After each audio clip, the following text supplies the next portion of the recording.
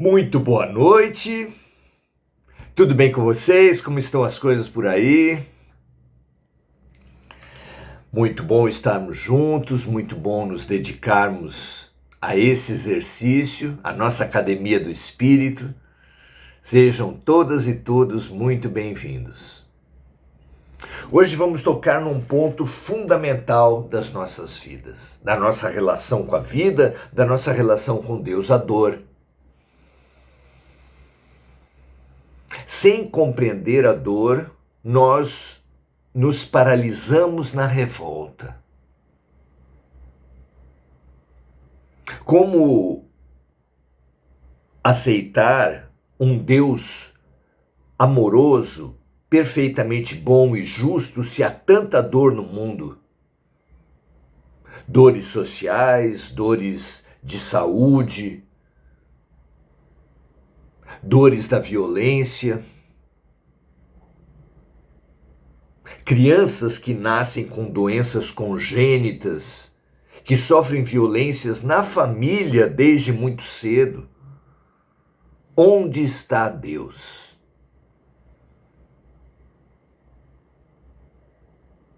Precisamos muito entender a dor, que é um mecanismo básico desse mundo que nós estamos, dessa fase da humanidade que nós estamos, que é identificada pelos espíritos como mundo de expiação e provas.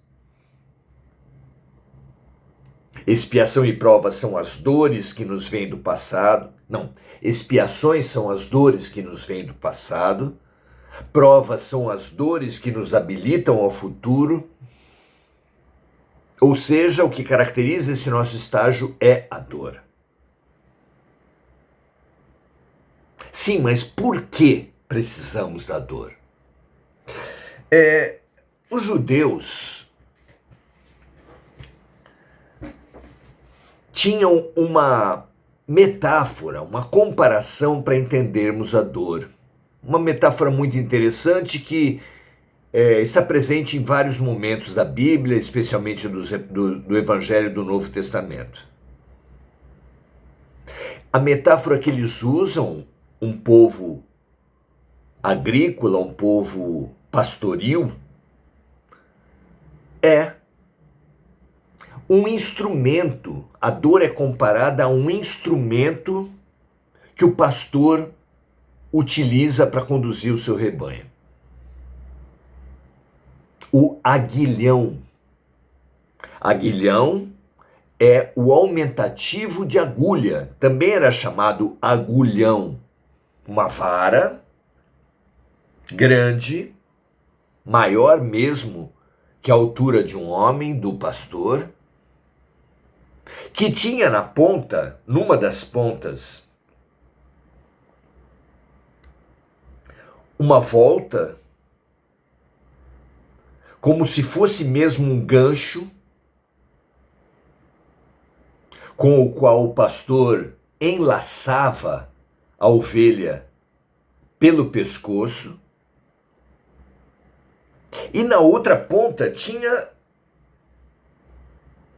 uma ponta mesmo, uma agulha grande, com a qual o pastor espetava a res, o animal, que saísse do rebanho para que ele voltasse ao rebanho. E aí está a metáfora através da qual a sociedade judaica explicava a dor. A dor vem para os animais e para os seres humanos quando eles saem do caminho certo, quando eles se apartam do rebanho, porque nessa situação, assim como o pastor precisa dar uma espetada no animal para que ele possa despertar, perceber o que está fazendo e voltar para o bom caminho, voltar para o rebanho, Deus também precisa se utilizar da dor para nos fazer parar para pensar. nos reconduzir ao bom caminho. Não é interessante? Não é à toa que Jesus veio curar 4 tipos de doenças básicas. O mal de Hansen, à época chamado de lepra, a cegueira, a doença do endemoniado, é uma doença espiritual, hoje conhecida no espiritismo como obsessão, e a doença da paralisia, os paralíticos.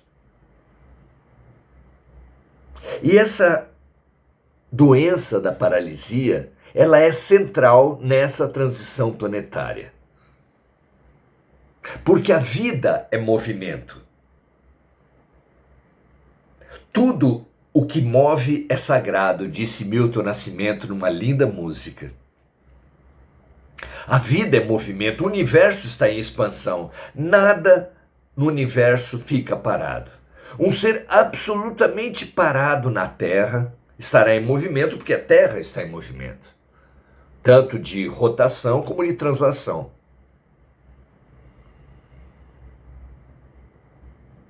Nada fica parado, mas o ser acomodado, traumatizado por coisas do passado ou acomodado em situações do presente,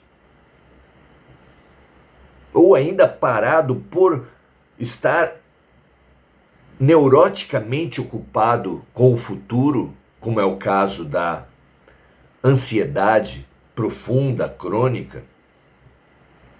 Não importa a causa da paralisia, mas um ser que está paralisado em meio a uma situação dinâmica sofre. Pense em alguém atravessando um rio caudaloso e querendo ficar parado em meio a esse rio caudaloso. Não é tarefa fácil.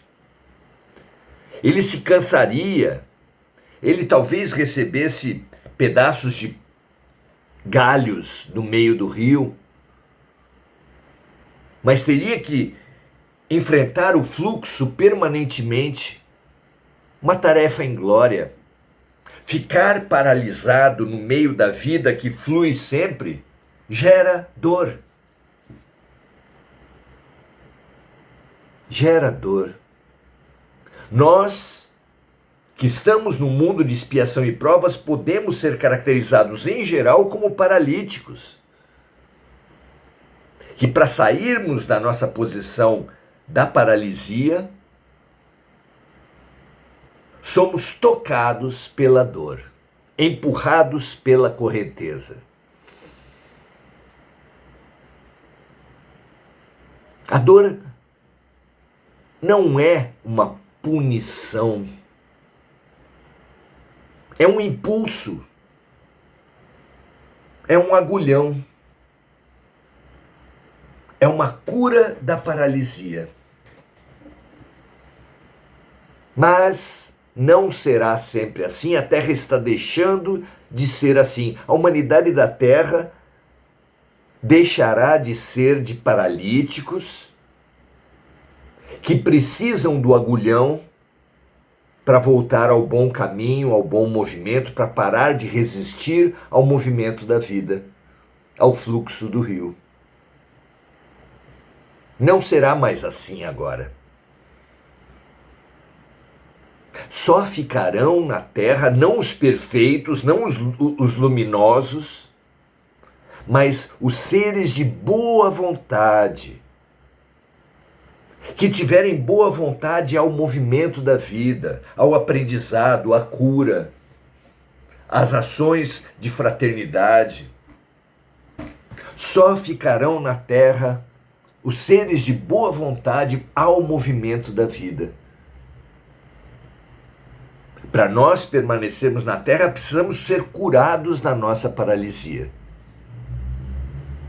E para isso acontecer, nada melhor do que um episódio em que Jesus cura um paralítico. Vamos estudar isso? Essa é a grande mudança desse momento, minha amiga, meu amigo. Precisamos fazer esse estudo de hoje como um chamamento de Deus, um chamamento de Jesus, uma cura promovida pelo Mestre das nossas paralisias. Você está pronto para isso? O paralítico dentro de nós encontrará Jesus. Vamos ver o que acontece? Muito bem. Está em João capítulo 5, versículos 5 e 6. E o episódio diz assim: um dos que estavam ali era paralítico fazia 38 anos. Imagine uma pessoa estar paralítica há 38 anos. 38 anos numa vida, numa época que a expectativa de vida girava em torno de 40, 50 anos, é praticamente a vida toda. 38 anos de uma vida naquele tempo é como nós estarmos paralíticos, acomodados, sem boa vontade para o movimento da vida, há muitas vidas sucessivas. Somos nós. Então, um dos que estavam ali era paralítico, fazia 38 anos. Quando o viu deitado e soube que ele vivia naquele estado durante tanto tempo, Jesus lhe perguntou: você quer ser curado?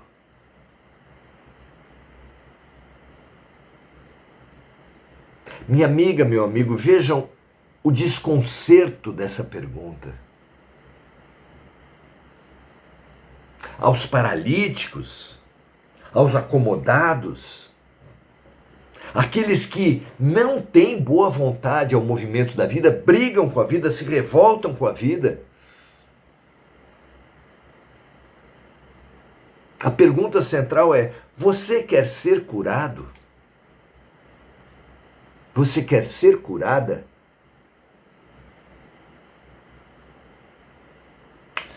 O fato é que até agora a vida tem se apresentado com duas aparentes alternativas. Perante todos os fatos, perante a postura da vida, perante a dinâmica da vida, duas alternativas parecem se apresentar a gente. Uma alternativa da dor, outra alternativa da acomodação. Uma, porém, vem sustentando a outra. Buscamos a acomodação como fuga da dor. Se temos uma alternativa da dor, fugimos dessa alternativa pela acomodação. Não conseguimos enxergar que todo aprendizado sai de uma situação A, de ignorância, e nos incomoda para uma situação de um aprendizado maior. Não diz o dito popular brasileiro que são os incomodados que se mudam? Está aí a explicação da dor para uma humanidade acomodada. Então, temos buscado a acomodação como uma fuga da dor, ilusória, é claro. Mas então nos vem a dor como resultado da acomodação. Uma desilusão. Por isso estamos amargos, desesperançados, pessimistas, porque buscamos a acomodação como fuga da vida, como fuga da dor, e nos vem exatamente a dor como resultado da acomodação.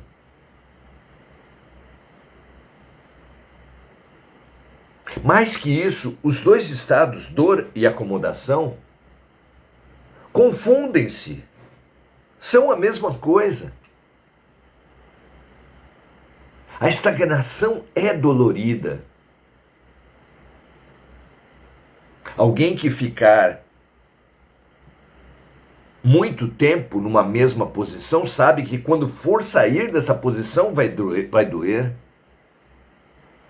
Se você fica num sofá vendo um filme, numa mesma posição, por meia hora que seja, quando você vai mudar de posição já dói. Quanto mais 38 anos paralisado. Então a estagnação, ela é dolorida, a paralisia é dolorida em si.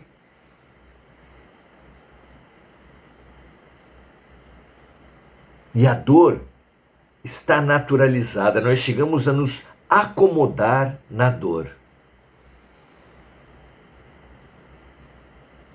Nós conseguimos nos acomodar na dor. São duas faces de uma mesma moeda. Não são alternativas excludentes. São uma mesma situação de incomodação, infelicidade, de dor. Mas há outra alternativa.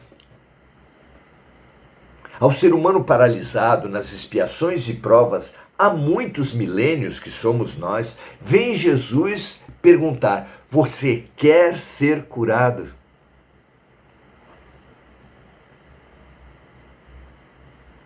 A primeira resposta é sim, é claro. Mas e se você entender que a cura vai gerar incômodo? Vai gerar de você boa vontade? Vai gerar de você sair, abandonar as ilusões, as revoltas, as penas de você mesmo? Será que você realmente quer ser curado?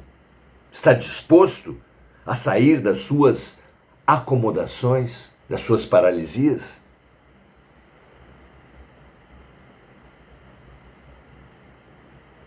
Até aqui temos vivido como numa abundância ilusória dos empréstimos. Imagine alguém que contrai um empréstimo e fica eufórico com aquela quantidade de dinheiro no bolso. Imagine isso. Ah, que felicidade! Tenho bastante dinheiro. A nossa vida tem sido essa euforia ilusória da pessoa que tem dinheiro porque fez um empréstimo. E ficamos oscilando entre essa euforia e a depressão. Do quê? O empréstimo é cobrado.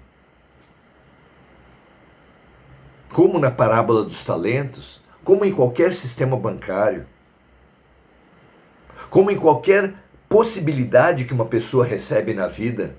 Ficou claro na parábola dos talentos que tudo é uma dádiva de Deus e tudo será cobrado do bom ou do mau uso.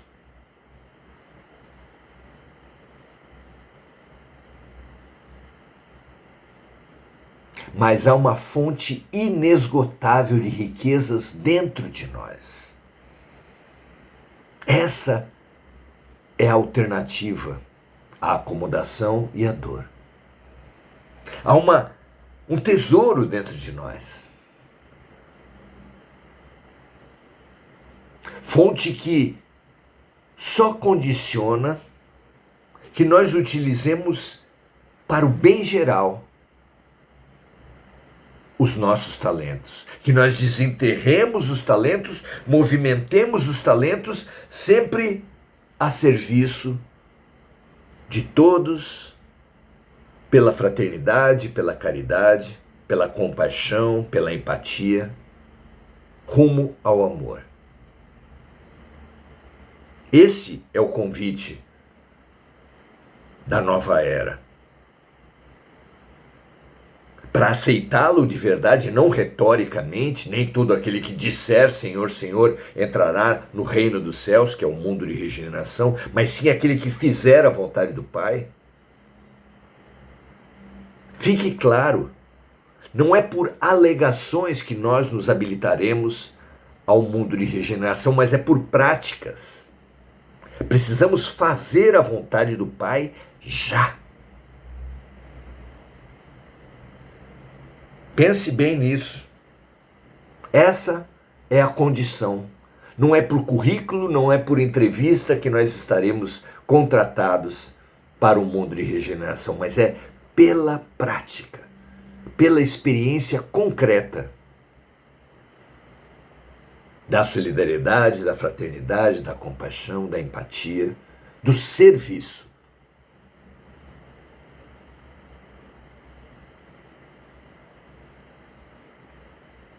Surge um novo mundo, no qual, impulsionados internamente pela boa vontade e pela fé,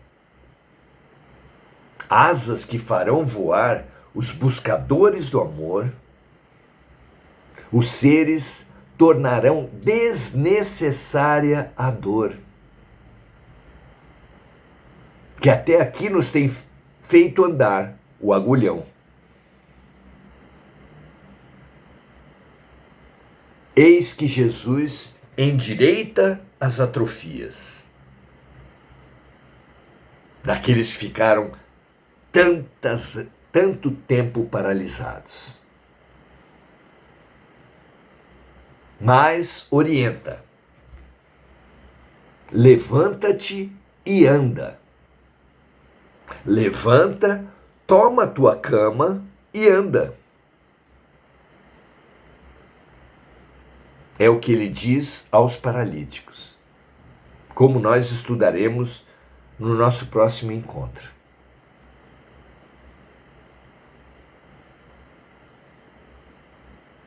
Entenda, minha amiga, meu amigo, que só assim se cura alguém realmente da paralisia.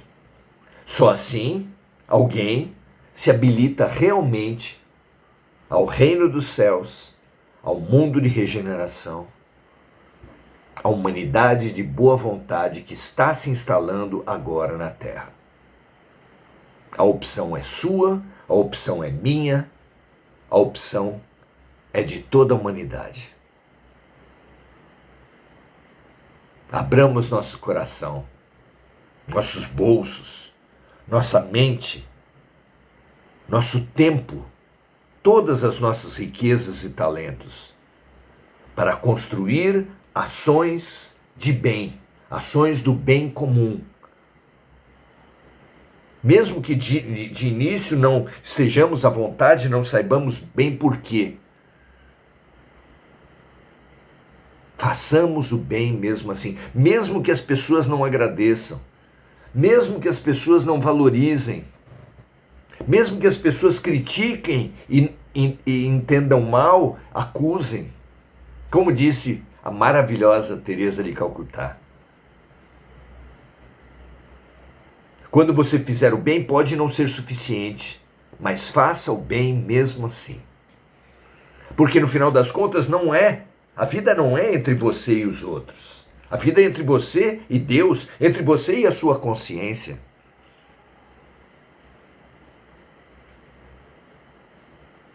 Maravilhoso esse pensamento. Inesquecível. Guarde isso para você. Vamos então saudar os amigos que estão conosco. Lúcia Galvão, Enir Cajazeira, Marco Aurélio Trindade,